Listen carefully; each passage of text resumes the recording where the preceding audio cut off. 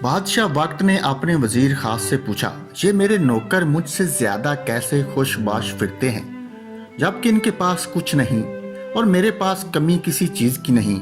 वजीर ने कहा, बादशाह सलामत, अपने किसी खादम पर कानून नंबर 99 का इस्तेमाल करके देखें। बादशाह ने पूछा, अच्छा ये कानून नंबर 99 क्या होता है? वजीर ने कहा, बादशाह सलामत, एक सुराही में 99 दरहम डालकर सुराही पर लिखिए, इसमें तुम्हारे लिए 100 दरहम हदिया है। रात को किसी खादम के घर के दरवाजे के सामने रखकर दरवाजा खटकाकर इधर उधर छुप जाइए और तमाशा देख लीजिए। बादशाह ने जैसे वजीर ने समझाया था वैसे ही किया। सुराही रखने वाले ने दरवाजा खटकाया और छुप कर तमाशा देखना शुरू कर दिया। अंदर से खादम निकला, सुराही उठाई और घर चला गया। दरहम गिने तो 99 निकले, जबकि सुराही पर लिखा 100 दरहम था। सोचा यकीनन एक दरहम कहीं बाहर गिरा पड़ा होगा। खादम और इसके सारे घर वाले बाहर निकले और दरहम की तलाश शुरू कर दी।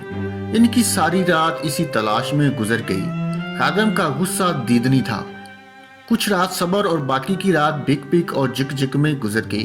खादम ने अपनी बीवी बच्चों को सुस्त भी कहा, क्योंकि वो दरहम तलाश करने में नाकाम रहे थे। दूसरे दिन जब मुलाजिम महल में काम करने के लिए गया तो इसका मिजाज मुकद्दर, आंखों से जगराते, कांप से झुंझलाहट, शक्ल पर अफसरदगी अय्यां थी। बादशाह समझ गया कि 99 का कानून क्या हुआ करता है।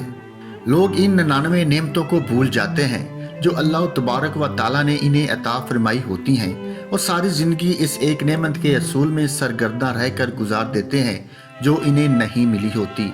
और ये वाली रह गई नेमत भी अल्लाह की किसी हिकमत की वजह से रुकी हुई होती है, जिसे अता कर देना अल्लाह के लिए बड़ा काम नहीं हुआ करता।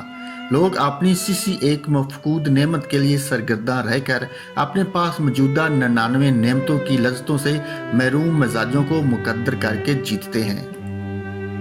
अपनी मिल चुकी नेमतों पर अल्लाह तबारक व ताला का एहसान मानिए और इससे मुस्तफीद होकर शुक्रगुजार बंदे बनकर रहिए। अल्लाह पाक हमें अपने शुक्रगुजार बंदे बना दे। आमीन सुमा आमीन। उम्मीद करता हूँ ये कहानी आपको पसंद आई होगी। अगर कहानी अच्छी लगी है तो वीडियो को लाइक कर दें और दोस्तों के साथ शेयर ज़रूर करें। मज़ीद अच्छी कहानियों के लिए यूट्यूब चैनल को लाजमी सब्सक्राइब कर लें और साथ लगी बेल को भी ज़रूर दबा दें।